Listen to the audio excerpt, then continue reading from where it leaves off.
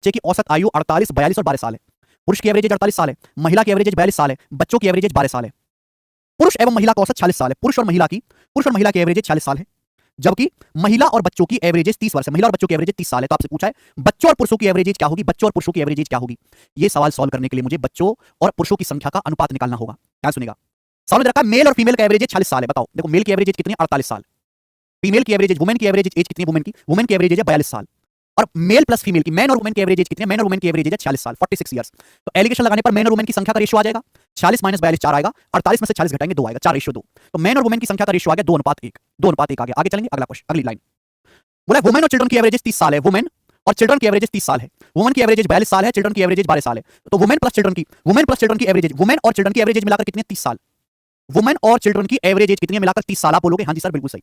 बच्चों 30 में से 12 घटाएंगे 18, और 42 में से 30 घटाएंगे 12। रेशियो कितना आ गया मेरे दोस्तों, वुमेन और चिल्ड्रन की संख्या का रेशियो क्या आएगा, 6 3 18, 6 दूनी 12। ये आ गया बच्चे। आपसे पूछा बच्चों और पुरुषों की औसत आयु क्या होगी। आपको इस सवाल को सॉल्व करने के लिए मेन और चिल्ड्रन की संख्या का अनुपात निकालना है। मेन और चिल्ड्रन की संख्या का रेशियो आपको यहां से निकालना है।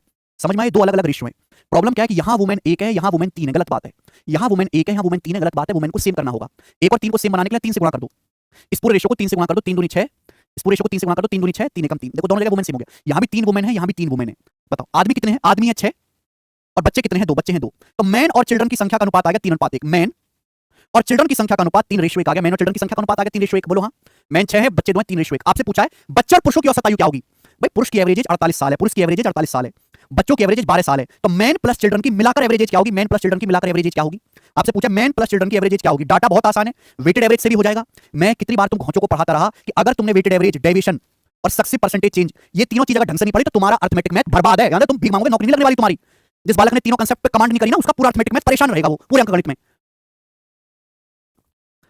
डाटा बहुत आसान है, डेविएशन की जरूरत नहीं, वेटेड एवरेज से जल्दी हो जाएगा। भाई 3 आदमी है, आदमी है 3, एवरेज एज 48, तो टोटल कितना आ जाएगा। 3 आदमी की टोटल एज क्या आएगी, 48 144। एक बच्चा है, एक बच्चे की एवरेज एज 12 साल, तो टोटल हो जाएगा 12। टोटल मैन प्लस चिल्ड्रन है कितना, 3 1 4, 144 प्लस 12 156, 156 बटे 4 39 साल। तो 39 साल मैन प्लस चिल्ड्रन की मिलाकर एवरेज एज है। सी ऑप्शन आंसर है, सी 39।